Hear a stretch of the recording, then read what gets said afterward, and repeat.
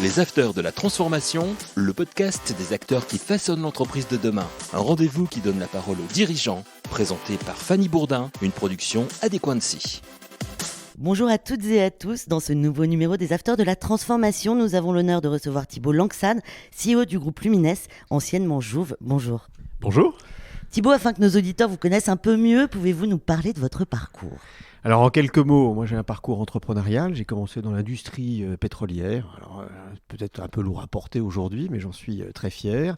Après j'ai travaillé dans le gaz, j'ai fait un peu de fusion-acquisition, j'ai monté une première entreprise dans l'univers des paiements, après un fonds d'investissement, et puis je dirige le groupe Lumines, anciennement Jouve, qui est une belle ETI centenaire qui travaille dans l'univers du numérique. Vous ne faites pas que ça, je crois que vous vous occupez d'associations aussi, connecter les jeunes et les entreprises. Alors j'ai un double parcours, puisque j'ai ce parcours entrepreneur, mais je suis, je ne sais pas comment on peut le qualifier, engagé pour la cité. Je me suis engagé pour les jeunes et l'entreprise, en créant une association qui s'appelle Positive Entreprise, en produisant une émission pour BFM Business qui s'appelle 3 minutes pour convaincre, qui était de donner 3 minutes à des entrepreneurs pour pouvoir pitcher, qui après s'est généralisé. Et puis j'ai été un acteur patronal puisque je me suis engagé au MEDEF pour défendre les PME, les TPE. J'ai été vice-président pendant 5 ans et aujourd'hui je suis ambassadeur pour les questions d'intéressement et de participation, de partage de la valeur, une mission qui m'a été confiée par le gouvernement depuis plus de 3 ans. On va parler un peu de Lumines tout d'abord, augmenter votre promesse client par la rencontre de vos expériences métiers et de votre expérience technologique. C'est la promesse de Lumines. C'est le croisement de la data et de l'humain. Comment ça fonctionne concrètement ? Concrètement, pendant longtemps, on a digitalisé des documents. Donc vous prenez du papier, maintenant c'est du flux numérique, et que cette information que vous digitalisez, c'est de faire en sorte qu'elle soit intelligente. Donc quand on vous envoie un document, que ce soit un document bancaire pour une ouverture de compte, que ce soit pour un remboursement de tiers payants de la sécurité sociale, avant vous digitalissiez une information, un scan. Aujourd'hui, on extrait toutes les informations qui sont à l'intérieur de ce document pour faire en sorte que cette donnée soit intelligente. Quand vous voulez ouvrir un compte bancaire, il faut vérifier évidemment la véracité de la personne qui est en face, de la pièce d'identité qui vous est fournie, c'est 18 points de contrôle, mais c'est également l'ensemble des documents qui composent, on va dire, une ouverture de compte, un bulletin de paie, un relevé d'identité bancaire, un justificatif de domicile, et c'est la capacité à vérifier l'ensemble de ces documents avec preuve du vivant en quelques secondes pour ouvrir, on va dire, un compte bancaire. Mais Jouve, c'est l'ancien nom de Lumines, faisait pas ça à la base. Cette entreprise a plus de 100 ans, donc elle a été créée en 1903 par un poète qui était probablement meilleur poète qu'imprimeur, parce qu'il avait du mal à faire imprimer ses poèmes, donc du coup il a créé son imprimerie en 1903. Et puis, c'est intelligent. C'est intelligent, et puis cette entreprise s'est prospérée, et j'ai vendu l'ensemble des activités d'impression avant la crise Covid, ce qui fait qu'aujourd'hui on est une entreprise 100% digitale, avec un peu moins de 2000 collaborateurs et présent dans plus de 7 pays. La dématérialisation en Europe, aux USA, est-ce que ça fonctionne exactement de la même manière ? Alors ça répond exactement à la même manière, ce sont les mêmes outils, ce sont les mêmes algorithmes qui, on va dire, subliment la data, qui la rend intelligente. On travaille aux États-Unis pour le gouvernement américain sur, on va dire, dans l'univers des brevets, savoir-faire métier que nous avons ancré chez Lumines. Et puis ce sont les mêmes techniques, ce sont des outils de lecture et de reconnaissance automatique de documents, ce sont des outils de sérisation, et peu importe le langage, alors le tout c'est de pouvoir extraire ces informations et de le traiter, et nous avons des capacités humaines pour superviser, contrôler cette data de façon, on va dire, éthique, conformément aux règles, notamment du RGPD en Europe, et puis surtout sur l'exigence de nos clients. Que représente Lumines en chiffres ? Je le disais, c'est un peu moins de 2000 collaborateurs, présents dans plus de 7 pays, 8 pays très exactement. On a un chiffre d'affaires total de à peu près 150 millions, en forte croissance, puisqu'on est en train de doubler notre chiffre d'affaires. Et puis, la façon dont on est réparti, c'est à peu près la moitié en Europe, France, Europe, et l'autre partie maintenant aux États-Unis qui monte très fort. On était déjà présent aux États-Unis dans le digital learning avec une filiale qui s'appelle Six Red Marble, qui fait à peu près un peu moins de 30 millions de dollars de revenus, et là on est en train de monter très, très en puissance avec le gouvernement américain. Est-ce que la crise du Covid a impacté la façon dont fonctionne le groupe Lumines ? On n'imaginait pas, comme une grande majorité des entreprises, du jour au lendemain, de pouvoir mettre quasiment 80% des collaborateurs collaborateurs en télétravail. Ça a été une petite épopée. Je dois reconnaître que les équipes ont été incroyables en termes d'innovation, de mobilisation pour pouvoir faire en sorte que l'on puisse travailler. On avait déjà des outils collaboratifs, mais il fallait que ça fonctionne. Nos clients nous ont autorisés à traiter un certain nombre de choses à domicile. Et donc tout ceci a tenu. Aujourd'hui, on a mis en place un accord de télétravail à raison de 2 jours de télétravail. On est en train de le faire passer à 3 jours de télétravail par semaine. Et oui, ça a complètement bouleversé notre économie, mais on n'a pas eu recours au chômage partiel et nous n'avons pas mis en place de PGE puisqu'on a eu la capacité de passer la crise, on va dire, de façon assez sereine. Quel va être l'avenir de Lumines? Vers quoi tend Lumines? L'avenir de Lumines, c'est de tripler notre chiffre d'affaires dans les 4 prochaines années, c'est d'accroître notre dimensionnement en Europe. On est dans des logiques d'acquisition et donc on est dans une situation de forte croissance pour pouvoir continuer à devenir un acteur leader dans l'univers du BPO en France, en Europe. Et aujourd'hui, on est un acteur leader mondial dans l'univers du BPO pour les brevets. Quelles vont être les avancées technologiques des BPO dans les prochaines années? Alors, il y a toujours des avancées technologiques. Le BPO, c'est une offre de service qui est très large pour les entreprises. Nous, on est vraiment spécialisé dans les activités de back, dans les activités de data, d'extraction de l'information, de pouvoir mieux l'utiliser et la rendre plus pertinente pour nos clients. De plus en plus, les choses sont digitalisées, donc ce sont des algorithmes apprenants qui permettent de pouvoir, c'est un peu notre slogan, de sublimer la donnée pour nos clients. C'est assez joli. Ça rappelle un petit peu la poésie du fondateur de Lumines, quelque part. Exactement. Vous êtes un homme d'action, vous êtes également le patron de l'URSSAF. Alors, je suis le président du conseil d'administration de la Caisse nationale des URSSAF.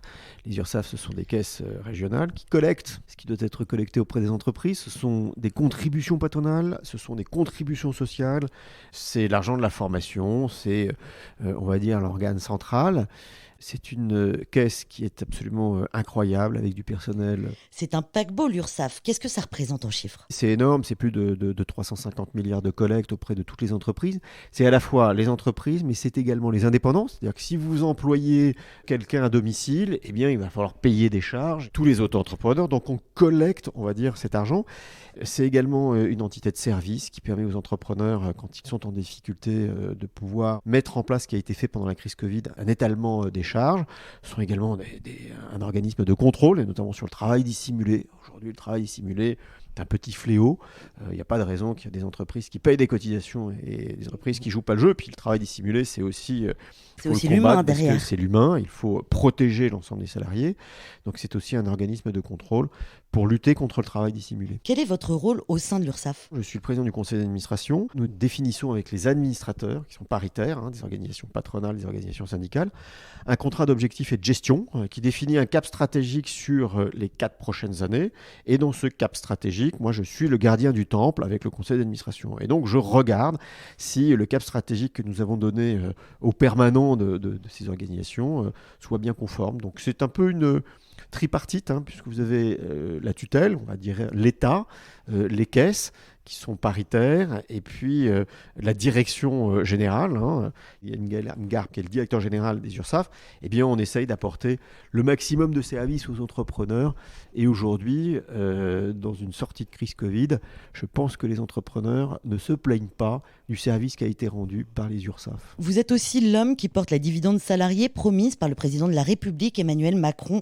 C'est un volet de la loi pouvoir d'achat afin que nos auditeurs comprennent bien qu'est-ce que la dividende salariée. Aujourd'hui, on est dans une logique où je pense qu'on pourrait quasiment être le seul pays au monde où chaque fois qu'une entreprise verse des dividendes, essentiellement les grandes, parce que c'est ce qui intéresse les médias, il y a une partie de la population qui crie aux voleurs on nous a spolié, pourquoi tant d'argent pour l'actionnaire? Les parachutes dorés, ça rentre dedans? Alors non, les parachutes dorés, enfin, ça fait partie en tout cas de la dynamique, mais il faut maintenant, je pense, dans un capitalisme rénové, plus responsable, dont l'objet social n'est pas uniquement de faire des profits, mais d'intégrer, on va dire, davantage de responsabilités. Je pense que parler d'un meilleur partage de la valeur, évidemment au travers des salaires, mais au travers de la richesse produite, est un sujet. Et le gouvernement m'a confié cette mission sur l'intéressement et la participation. J'ai voulu aller un peu plus loin en mettant et en proposant le dividende salarié, ce qui fait que les entreprises qui versent des dividendes à leurs collaborateurs, il faut qu'elles versent aussi, au travers de la participation, quelque chose pour les salariés. Il faut probablement l'étendre pour toutes les entreprises, revoir les mécanismes fiscaux, revoir les formules qui sont à la fois extrêmement complexes qu'on a besoin de simplifier, mais de faire en sorte qu'elles soient plus, on va dire, rémunératrices pour les salariés. Je pense que quand vous êtes dans une famille, généralement, quand la famille se tend et qu'il y a des fortes tensions, ça peut arriver souvent dans une question d'héritage, mais quand l'héritage se passe bien, c'est parce que le partage a été équitable. Et je pense qu'il faut revoir, on va dire, cette notion de partage dans les entreprises. Je ne suis pas là pour dire que 1 euro versé à l'actionnaire, c'est 1 euro versé pour les salariés. Les salariés, ils ont du salaire, ils ont des primes, ils ont des bonus, mais le surcroît de valeur de l'entreprise qui se retrouve au travers de l'intéressement, de la participation, je pense qu'on peut revoir les règles de calcul pour que ce soit un peu plus équitable, un peu plus rémunérateur. Pensez-vous qu'il soit primordial de motiver les collaborateurs des entreprises de cette façon ? Quand vous mettez en place ces dispositifs, vous définissez des objectifs. À partir du moment où vous avez des objectifs clairs, vous pouvez les suivre. Et il faut que les entreprises donnent de la traçabilité, de la visibilité pour suivre ces objectifs. Et à partir de là, vous avez un projet commun. Donc si vous voulez atteindre un objectif de chiffre d'affaires, de rentabilité ou de critères extra-financiers, et si vous le suivez au mois le mois et que derrière il y a, on va dire, une contribution financière, c'est quelque chose de motivant pour un projet collectif. C'est ça le sujet de l'intéressement. La participation, c'est une formule qui fait que si l'entreprise dégage, on va dire, des sources de profit significatives, ça permet une meilleure redistribution. Ça doit être une lourde machine à mettre en place. Non, c'est pas une lourde machine parce que aujourd'hui c'est mis en place au travers de la participation et ce que je propose c'est de renforcer les mécanismes de participation, c'est de simplifier la formule de participation, de l'étendre aux entreprises et ça fonctionne relativement bien, il faut juste que la formule soit un peu plus rémunératrice. Et ça serait obligatoire ? Je pense que pour les entreprises de moins de 11, il faudrait que la prime pouvoir d'achat, prime exceptionnelle qui va se transformer, reste à la main du chef d'entreprise. Quand vous êtes une petite entreprise et que vous pouvez avoir des variations, il faut que ça reste à la main du chef d'entreprise. Et puis le dialogue social dans les TPE, ça se passe bien. Et puis pour les entreprises, pour les PME, il faut trouver des mécanismes qui permettent aux chefs d'entreprise de pouvoir fixer des objectifs. Et moi, je préconise que ce soit un pourcentage du bénéfice net fiscal qui peut être négocié soit par la branche, soit négocié par l'entreprise pour fixer un objectif. Et à partir de ce moment-là, on peut avoir une rémunération. Et je propose de l'étendre aux entreprises de moins de 50, sauf pour les entreprises de moins de 11, où il faut laisser un mécanisme flexible. Ça s'intègre à la loi pouvoir d'achat ? Logiquement, le président de la République doit l'intégrer, ou en tout cas, il a montré qu'il l'intégrait dans le projet de loi pouvoir d'achat. Après, vous voyez la situation politique. Comment ce projet de loi sera, on va dire, monté, comment il sera débattu. Là, on est dans une question d'actualité. Mais ce qui est clair, c'est que cette notion de partage de la valeur est quelque chose qui embarque l'ensemble des salariés, qui embarque une grande majorité des chefs d'entreprise, qui ont bien compris que la responsabilité, elle était uniquement de faire que du profit, même si le profit est essentiel si on veut recruter, essentiel si on veut investir, essentiel si on veut se développer, mais d'avoir une meilleure responsabilité. Je pense que c'est un sujet qui tient à cœur à une grande majorité des entrepreneurs. On va changer de sujet. Vous vous occupez également d'un hôpital de recherche en neurosciences. Je suis président du fonds de campagne de dotation d'un institut qui s'appelle Clinatech. Clinatech est un hôpital de recherche installé à Grenoble, on va dire en recherche appliquée autour des neurosciences. La grande fierté, c'est que cet hôpital de recherche a fait marcher un patient tétraplégique dont le cerveau a commandé un exosquelette. Mais ce sont également des recherches sur la maladie d'Alzheimer, de Parkinson. Maladie d'Alzheimer, on s'aperçoit qu'il y a très peu de médicaments qui fonctionnent. On a du mal à soigner. Et là, par de la neuroillumination, on installe un câble qui diffuse de la lumière infrarouge dans le cerveau. Et comme vous le savez, Alzheimer, c'est pas une perte de mémoire, c'est de la donnée stockée qui n'est plus accessible. La donnée, elle est toujours présente et ce petit fil conducteur qui vous permet d'aller chercher, il se détruit progressivement et en neuroélimination, ça permet de pouvoir maintenir ce petit canal en état de fonctionnement. Ce sont des recherches qui probablement vont transformer cette maladie, je l'espère. C'est une petite équipe installée à Grenoble sous la tutelle du CHU de Grenoble et également du CEA. Et je suis très fier de participer à cette aventure. Alors très modestement, moi, je suis là pour tenir le chapeau et de faire en sorte qu'il y ait des financements.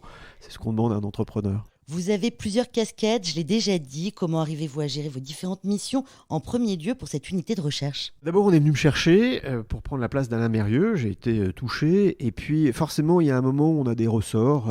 Voilà, moi, ma mère a la maladie d'Alzheimer. Donc, j'ai été sensibilisé. Et puis, on ne peut pas passer que son temps, on va dire, à œuvrer pour les entreprises. J'œuvre aussi pour les entrepreneurs. Et là, il me fallait quelque chose de plus... C'est du sens. Vous voyez, ça, on a besoin de sens. Donc, il me fallait quelque chose de plus profond, peut-être de plus désintéressé. Quand vous représentez les entrepreneurs, vous représentez une communauté au sens large, même si vous donnez du temps.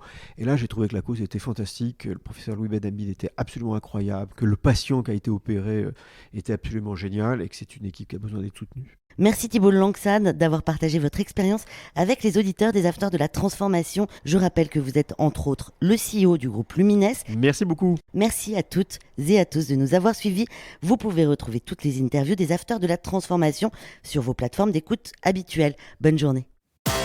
Les Afters de la Transformation, une émission à écouter et à télécharger sur adequancy.com et toutes les plateformes de podcast.